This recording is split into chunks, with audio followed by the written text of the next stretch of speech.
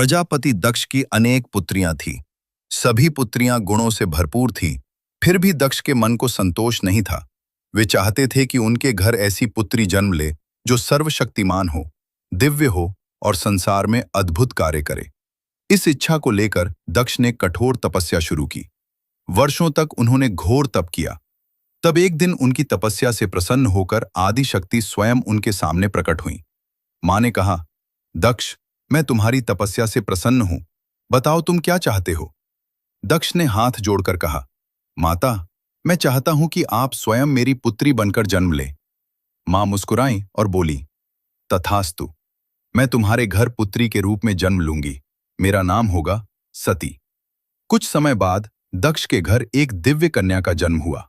वह थी सती। सती बचपन से ही अलौकिक थीं। उनके तेज और दिव्यता को देखकर स्वयं दक्ष भी आश्चर्यचकित हो जाते थे। समय बीता और सती विवाह योग्य हो गई। दक्ष ने इस विषय में ब्रह्मा जी से परामर्श किया। तब ब्रह्मा जी ने कहा, सती आद्या शक्ति का अवतार हैं और शिव आदि पुरुष हैं, इसलिए सती के लिए भगवान शिव ही सबसे योग्य वर हैं। ब्रह्मा जी की बात मानकर दक्ष ने सती का विवाह भगवान शिव से कर दिया। सती कैलाश पर्वत पर भगवान शिव के साथ रहने लगीं। लेकिन समय के साथ दक्ष के मन में भगवान शिव के प्रति घृणा और अहंकार भर गया। एक बार देवलोक में एक महान सभा का आयोजन हुआ।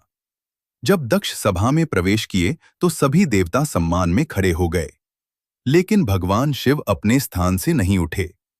यह देखकर दक्ष को बहुत अपमान महसूस हुआ। उस दिन से उनके मन में शिव के प्रति द्वेष और भी बढ़ गया। कुछ समय बाद दक्ष ने एक विशाल यज्ञ का आयोजन किया। सभी देवताओं को आमंत्रण भेजा गया, लेकिन भगवान शिव को नहीं बुलाया गया। एक दिन कैलाश पर बैठी सती ने देखा कि आकाश में अनेक दिव्य विमान कहीं जा रहे हैं। सती ने शिव से पूछा, प्रभु, ये सभी देवता कहाँ जा रहे हैं? भगवान शिव ने शांत स्वर में कहा, तुम्हारे पिता दक्ष ने एक महान यज्ञ का आयोजन किया है। सभी देवता उसी में जा रहे हैं। सती ने पूछा, क्या हमें भी आमंत्रण मिला है? शिव ने उत्तर दिया, नहीं सती, तुम्हारे पिता मुझसे बैर रखते हैं। सती के मन में अपनी बहनों से मिलने की इच्छा जाग उठी। उन्होंने शिव से कहा, प्रभु, यदि आप अनुमति दें तो मैं अपने पिता के घर जाना चाहती हूं। भगवान शिव ने समझाया, सती, बिना बुलाए जाना उचित नहीं होगा। हो सकता है तुम्हारा अपमान हो। लेकिन सती का मन नहीं माना। अंत में शिव ने उन्हें जाने की अनुमति दे दी और अपने गण वीरभद्र को उनके साथ भेज दिया। जब सती अपने पिता के घर पहुंची तो किसी ने भी उनका स्वागत नहीं किया। दक्ष ने उन्हें देखकर कटु वचन कहे। उन्होंने शिव का अपमान करते हुए कहा, तुम्हारा पति तो श्मशान में रहने वाला भूतों का स्वामी है।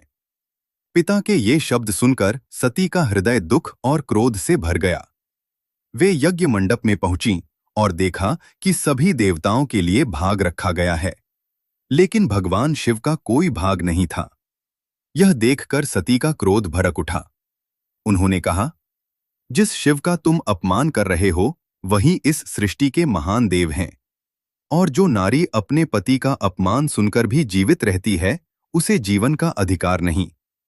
इतना कहकर सती ने उसी यज्ञ की अग्नि में कूदकर अपने प्राण त्याग दिए। यह देखकर पूरे यज्ञ मंडप में हाहाकार मच गया। वीरभद्र क्रोध से कांप उठे। उन्होंने यज्ञ का विध्वंस कर दिया और दक्ष का सिर धड़ से अलग कर दिया। जब यह समाचार भगवान शिव तक पहुंचा तो वे तुरंत वहां पहुंचे। सती के जले हुए शरीर को देखकर महादेव का हृदय शोक से भर गया। लेकिन कुछ समय बाद देवताओं और ऋषियों ने भगवान शिव से प्रार्थना की। उन्होंने क्रोध को शांत किया और दक्ष को जीवन देने का निश्चय किया। महादेव ने उस बकरे का सिर दक्ष के धड़ पर स्थापित कर दिया। उन्होंने सती के शरीर को अपने कंधे पर उठाया और पूरे ब्रह्मांड में घूमने लगे। शिव के इस विलाप से पूरी सृष्टि कांप उठी। पृथ्वी रुक गई, हवा रुक गई, नदियों का प्रवाह थम गया, सृष्टि संकट में पड़ गई।